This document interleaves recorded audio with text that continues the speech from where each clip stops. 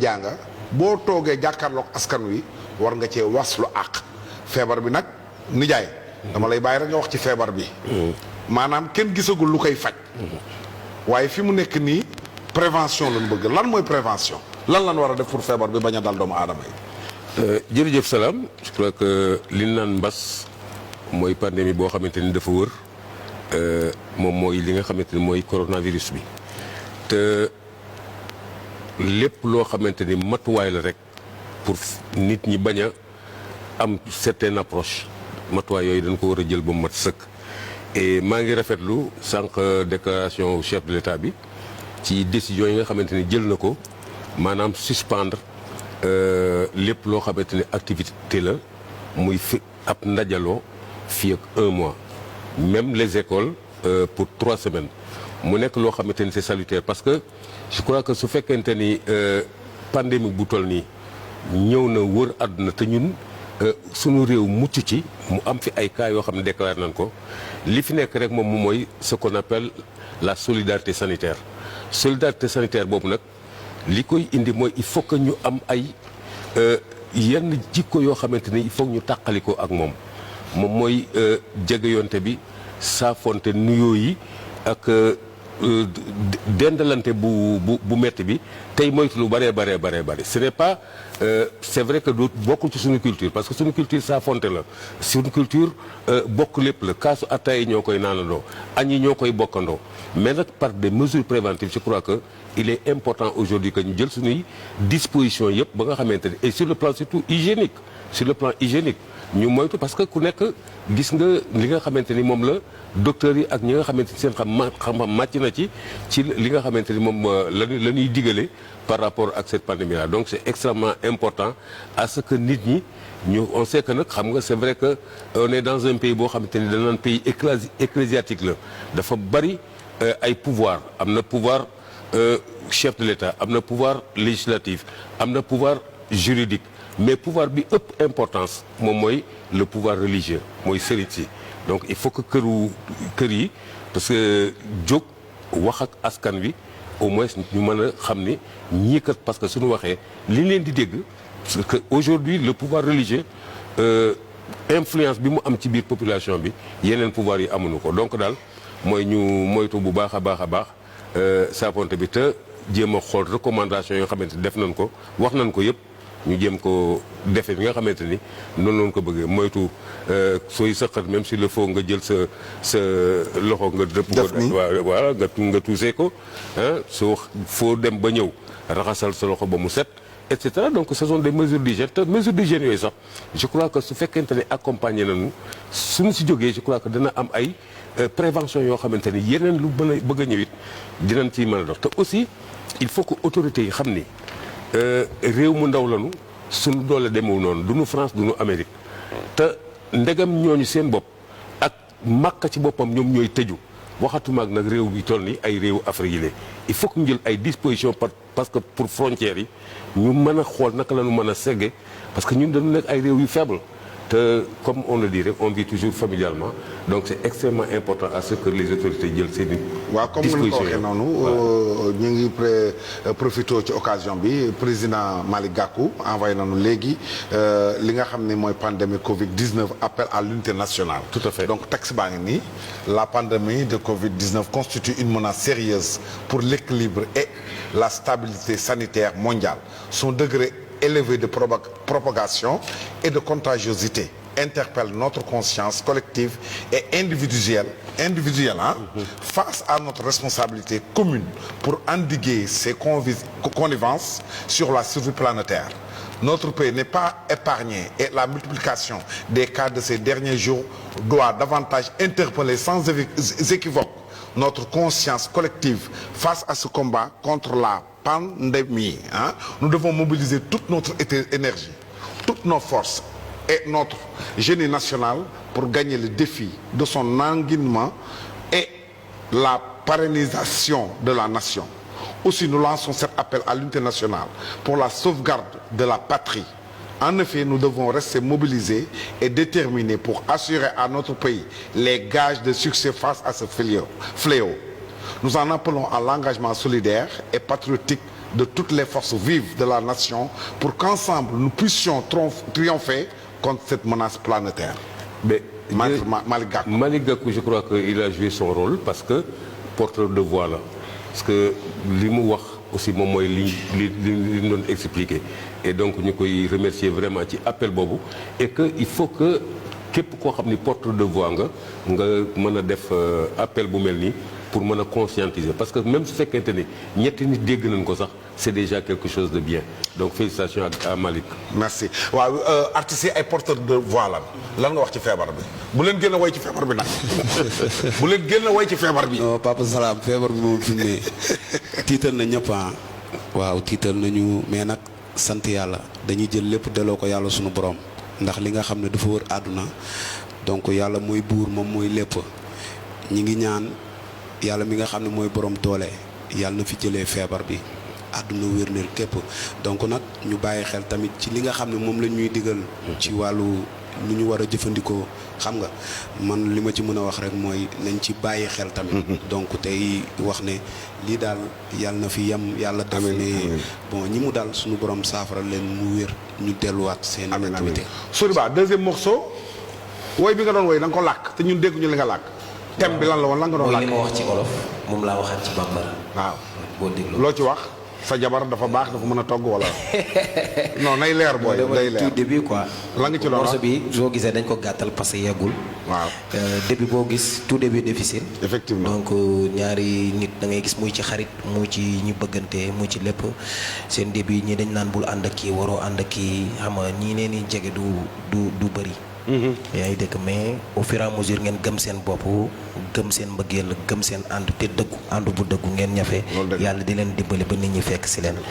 moo tax ma ne ko noonu yi nee nañ déet bañ yi nee nañ déet waaye nga ne wii bébi ma ne wii bébi rek sàmm suuf yi ndeysaan loolu am na solo deuxième morceau Soriba ok ay ca ñu dem sëyal sëy bi ñoo ngi leen di fàttali ni ñu ngi ni en direct sur la 2STV émission Kër Salam tous les 15 jours di nuyu sama xarit sama patron sama nijaay El Hadj Ndiaye DG 2S TV Madame Ndiaye et toute l'équipe de la 2STV sama réalisateur Lay Sarr ak ñi ma àndal acca deuxième titre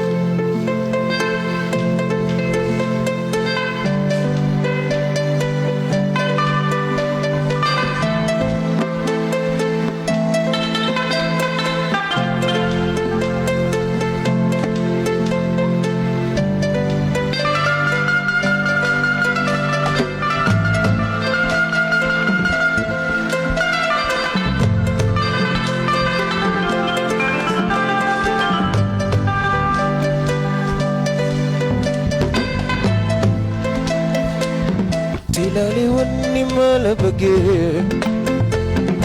waa ji bëgg la fali woo la man mi bëgg la jox la sama xol chaque jour ma ñëw nga dàkk waay di ma toroxal di wax si man lu ñaaw xanaa xamoo ni man yaa may daaneel jox naa la xol bi nga mën a sentir man mi soo bëggee dund la neex chéri boy te moo toppatoo sëyal sëy bi waay sëyal sëy bi sexy man ina sexy anga bolo di ñoxuma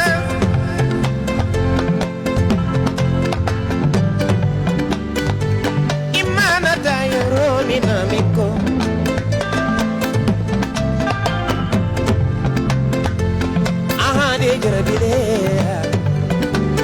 ma vie mon gourmand di Malaya je t'aime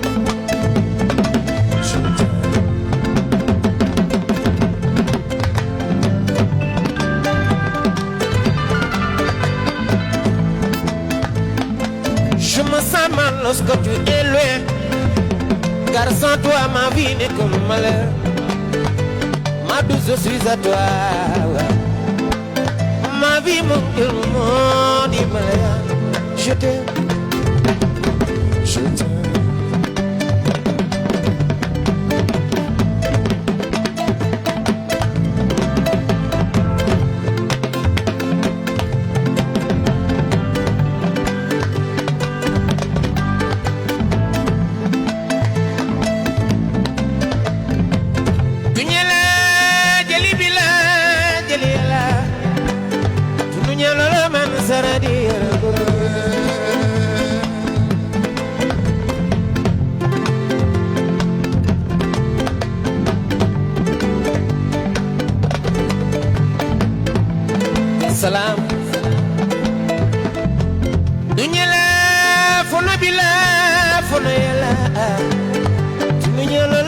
sadia gorage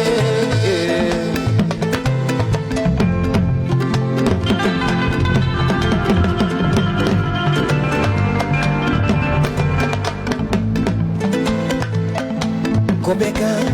kanu somfa jama beka kanu somfo indeni yalama somfula monye Kobeka kanu namolaya dunya beka kanu namolaya indeni yalama molaya fe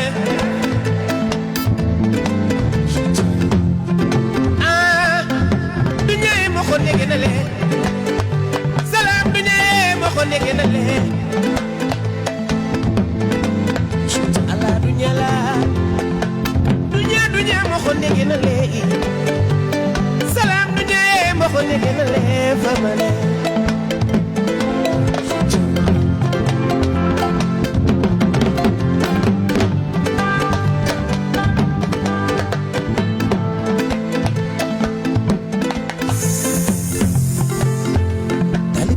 Saliwola jarbaatu ki se pen yow yaay sama yaay booy ñaanal ma bu la yàlla yóbboobul moolu bul firaate xanaa xamul loolu day wàññi ci sa biyoon boobu juma benn rakk boo fa julli wekki na junni rakkaasal jàpp na bi kan ala kulu fa be fadaro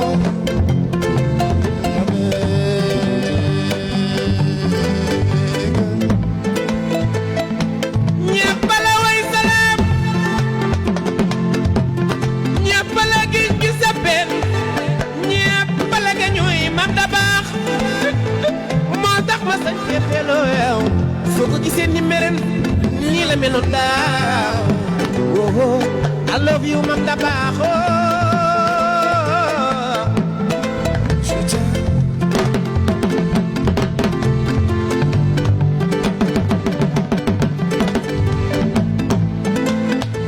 Suma lay way di way bu yàgg lool bés bi salaam sama xel day dem ci yaa Chérif boobu Seynou lay Matar appel bi ñëw na moo tax mën naa gis appel ay waay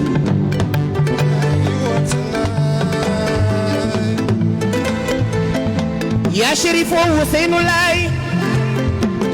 leeral nga sa woote mam ba nasaraan maa nga wuyoo Laye Mouhamadou Makhtar Laye Bakaay Limamo yaay bërëm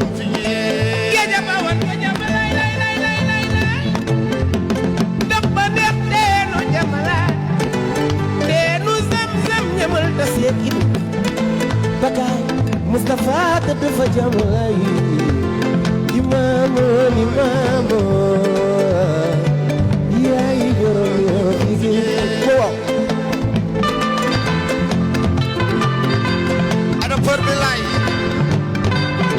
hey yo figi di lay ba tax na je t'aime mi fait I love you, je t'aime, mi fait, I love you, je t'aime, mi fait, I love you, je t'aime, mi fait, I love you.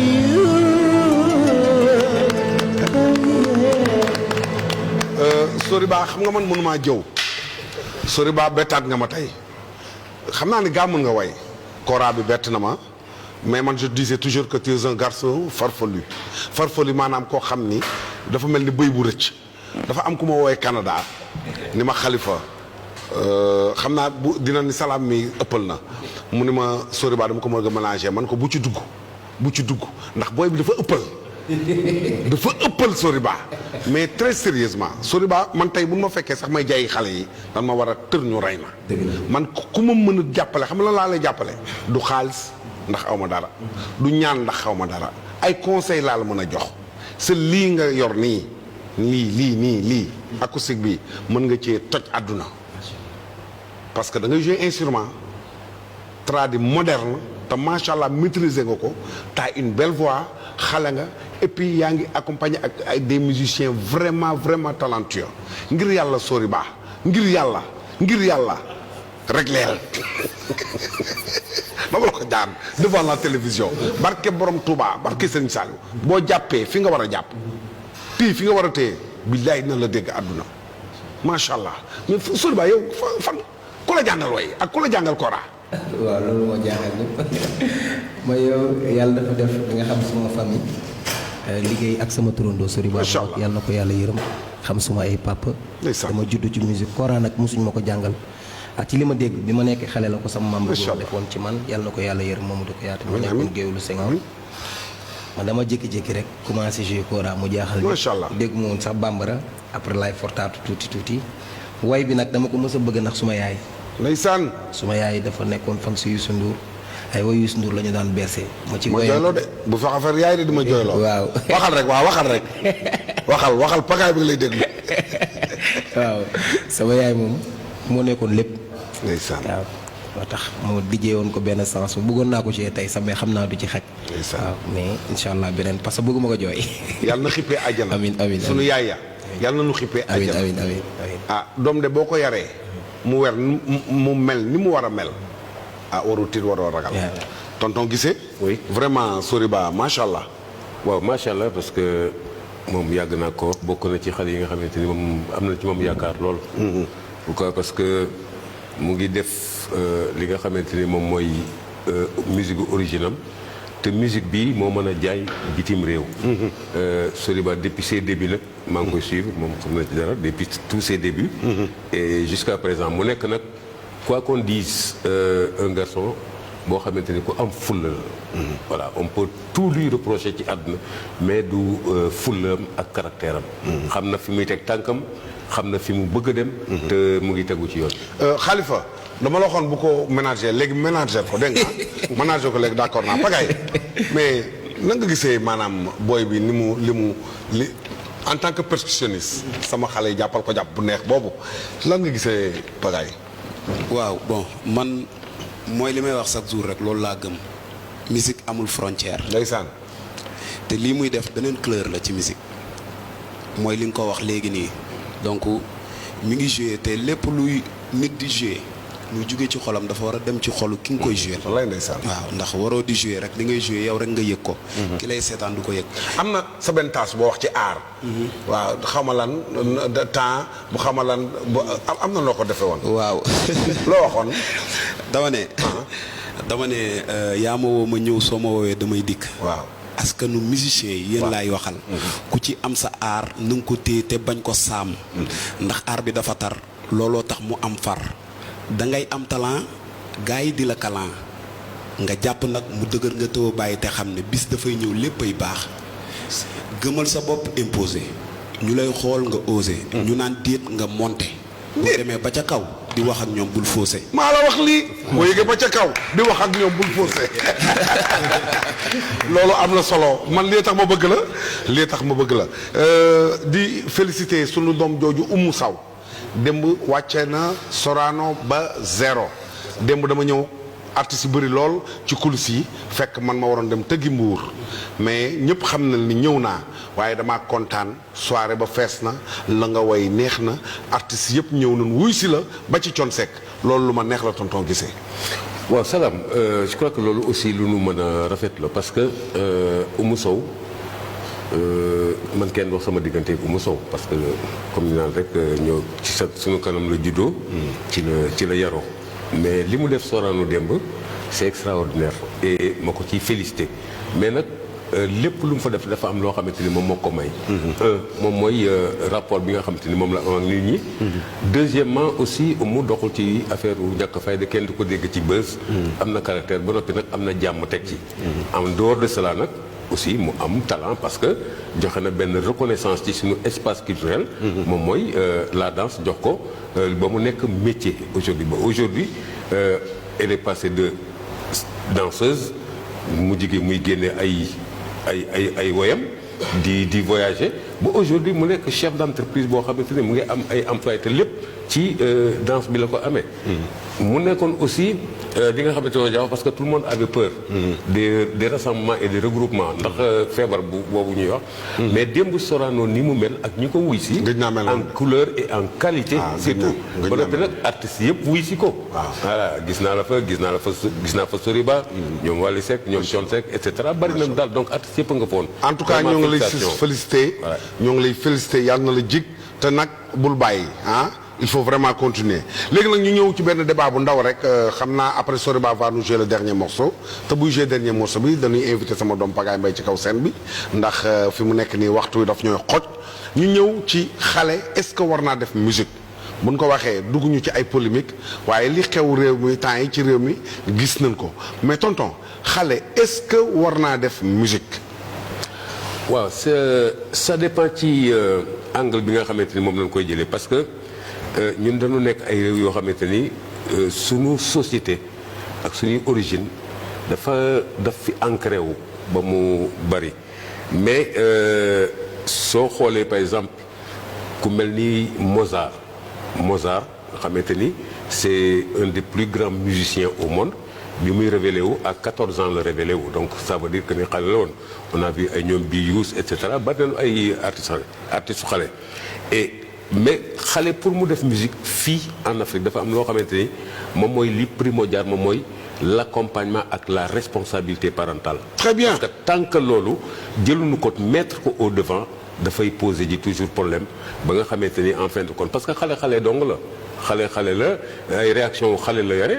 faiblesse su xale la yor mais tant que cette responsabilité parentale d'accompagnement surtout ak ñoo xamante ni am nañu maturité xam ni kii dañu koy gunge parce que lii la def choix am pour mu nekk métier ci moom ëllëg dina poser problème dina fausser données yëpp et ça pose nag le problème de cette responsabilité de parentale dafa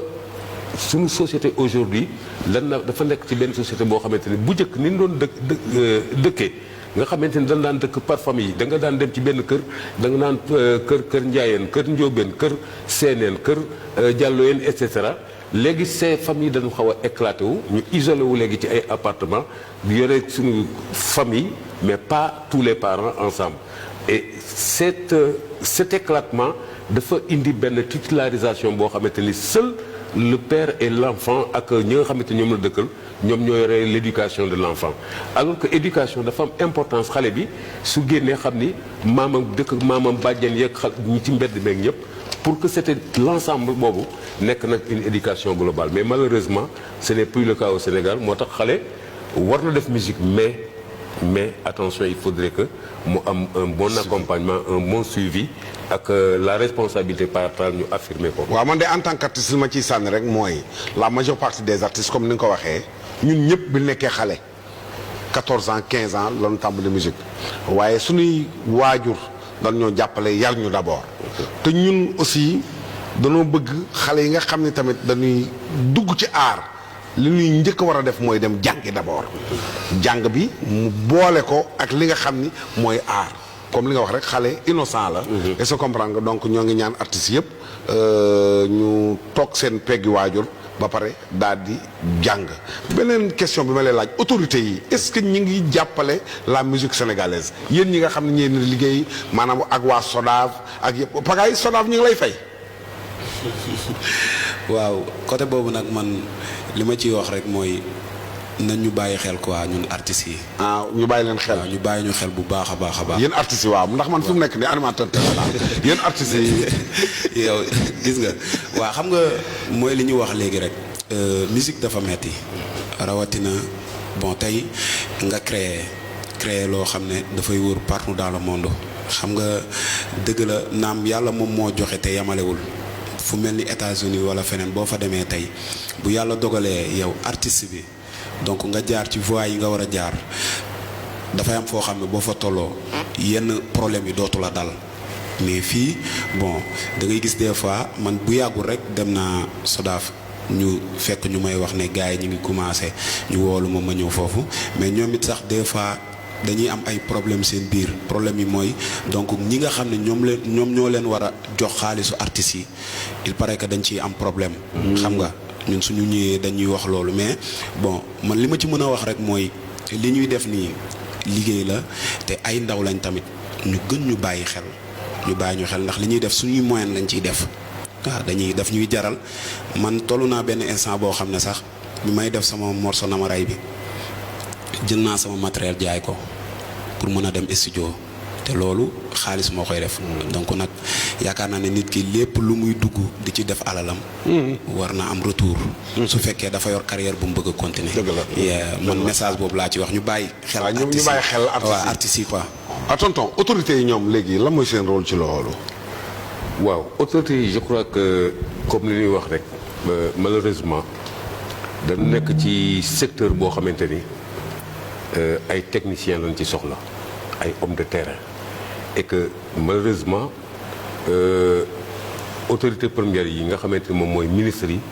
ils sont toujours nommés sur la base de leur capacité politique. Or culture du affaire politique donc on n'a pas encore jusqu'à présent la chance de notre ministre nga xamante ni day nekk un ministre du sérail pour mën a xam le terrain. sa culture mais Youssou Ndour fut le ministre de la culture. Youssou Ndour fut le ministre de la culture mais Youssou Ndour a été un musicien comme on dit musique la xam or culture dafa bari ay secteurs. dafa vaste te culture du musique kese. ok parce que aujourd'hui même soo demoon tey par exemple chez les Bassari chez les Peuls de Bassari nga xool ñoom ni ñuy dundee nga dem dans le Fouta le Yela nga xool ñoom ni ñuy dundee nga dem en Kabrousse ou dans le Kalounaï wala nga dem dans les peuples de l'eau nous à Dakar nous faisons partie des peuples de l'eau moom la ñuy wooye ñun ay lébu lañu ku ci nekk dafa am sa culture boole kook nag encore les Tata toutes les potentialités culturelles yoo nga xamante tout cet environnement qui ne s'arrête pas seulement à la musique. donc jusqu'à présent comme je dis rek. parce que dafa am ay secteurs yoo xamante ni on n'a pas besoin d'hommes politiques. su fekkente ni ministère des finances la wala culture. ñii nañu indi toujours ay techniciens teg fa. donc on a des problèmes nag mais quand même ces problèmes là ñu ngi koy juguler parce que jusqu'à aujourd'hui dafa am le problème de la reconnaissance de notre métier pour que ñu mën a ni ñu mën a taxawoo yeneen secteurs yi. ñu mën leen a taxawoo li nga xamante ni mooy secteur culture ca nam ware mais nag comme on dit rek le combat continue parce que y a des volontaires yoo xamante ni ñu ngi fi et que soo demee au ministère de la culture yi am na ñoo xamante ni ils sont volontaires et ils font du bon travail. jërëjëf loolu am na solo xam naa dinañ ci amaat émission yoo xam ni dinañ ci ñëw yaatal ko Pagaye ana loo tàggatoo ak lan ngay pare ñu tàggatoo. waaw li may tàggatoo rek mooy maa ngi nuyu képp koo xam ne soppe nga. rawatina maa ngi nuyu képp koo xam ne soppe nga rawatina waa Pikine mooy fa ma dëkk donc maa ngi leen di nuyu bu baax a baax a baax di nuyu waa Kaolack ba ma juddoo. di nuyu ñi ma bokkal plateau bi sama papa ji Soriba ak gars yi. donc di nuyu sama staff rawatina sama ménagère Boga Mbaye donc di wax ne bon Sénégal yàlla na fi yàlla dolli jàmm. àdduna bépp yàlla na ñëpp am jàmm. yàlla na ñëpp am jàmm di ñaanal ñi nekk ci prison yi. yàlla na leen yàlla génn ci jàmm ñu dellu seeni activité donc ñi nga xam ne tamit dañoo tëdd ci lalu hôpital yi yàlla na leen yàlla defal jàmm donc di kontaan ci ñëpp daal vraiment merci beaucoup. jërëjëf tonton Guissé Pène jërëjëf Pagaye Mbaye dañuy bàyyi nag Soriba nga tàggatoo daal di enchaîner ak morceau bi ñu fekk la ci kaw. xam naa ko rapidement une minute laa la may une minute. maa ngi leen di gërëm ñi ma àndal Ousmane Faye gaa yëpp ku lim juum maa ngi leen di gërëm di gërëm suma ñoo ngi leen di gërëm ñun tamit. di gërëm ñëpp ku lim juum waaye nag le 28 maa ngi leen di invité maa ngi dem ci Saraba di rendre hommage aux femmes de la CATB ànd ceeg sunu papa ci Ahmed Tidiane Ba mi nga xam ni moo baax ci Médina mooy borom Médina donc di ci woo sama xarit sama jigéen Mamital Chir yi El Hadj Gueye ba yaayu Bachir di woo ñëpp di gërëm sama soxna sama njaboot sama maam sama papa sama yaay yëpp maa ngi leen di gërëm. sama yaay jaxu yaay ca Thiès ñoo ngi lay nuyu yaayu Leena yaayu Adama ak Awa ay ca dernier morceau. ayca bii nag moom damay jóg taxaw. ayca jógal taxaw wéer kooraa bi rek. ñu Pagaye demal fekk ko ci kaw seen bi. ñu Pagaye ba nga ñëw nii ñu duyoo ko. ayca. yee. Vous êtes toujours en direct sur la 2STV. C'est une émission Kër Salam. Laye Sarr. Aïcha. musique bi.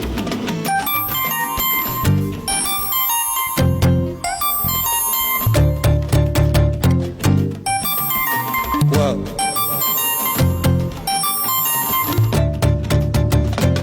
yaay booy yow yaay ana Ndella waxoon naa la yaay nga jëli Ndella loo may joxal ma Ndella lu ma am jox naa ko Ndella joxal Ndella loo may joxal ma Ndella dafay dem marché dogal jëkkër yàkkal jëkkër ataayal jëkkër kon Ndella ba ñul ngol sax.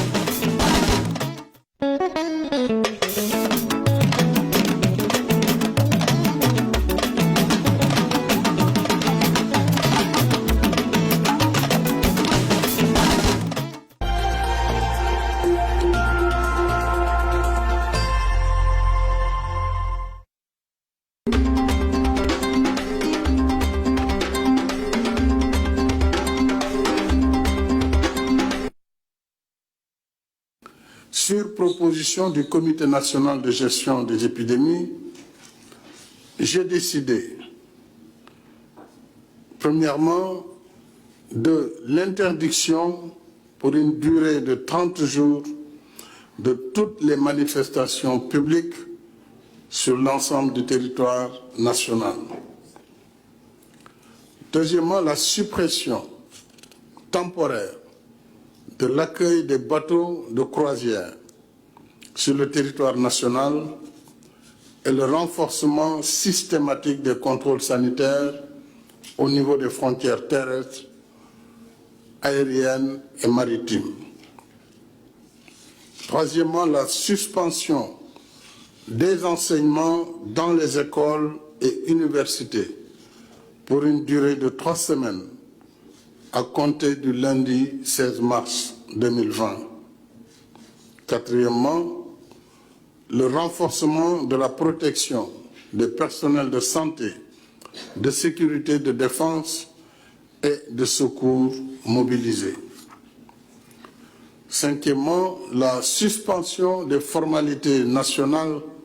liées au pèlerinage pour l'année 2020 au lieu saint de l'islam et de la chrétienté. Je saisis cette occasion pour lancer un appel solennel à tous nos guides religieux à accompagner le gouvernement et tous les services de l'État concernés dans la mise en œuvre des recommandations du Comité national de gestion des épidémies. S'agissant de la célébration de la fête nationale du 4 avril, je présiderai au Palais de la République une cérémonie de prise d'armes. Toutes les autres manifestations habituellement prévues pour la fête nationale sont annulées sur l'ensemble du territoire national. J'invite toute la population à respecter les mesures d'hygiène individuelles et collectives recommandées et à partager les messages de sensibilisation, de prévention et d'alerte. Je recommande à nos compatriotes de la diaspora vivant dans des zones à forte prévalence de Covid-19 de respecter les dispositions édictées par leur pays d'accueil. Je leur exprime ma solidarité ainsi que celle de toute la nation.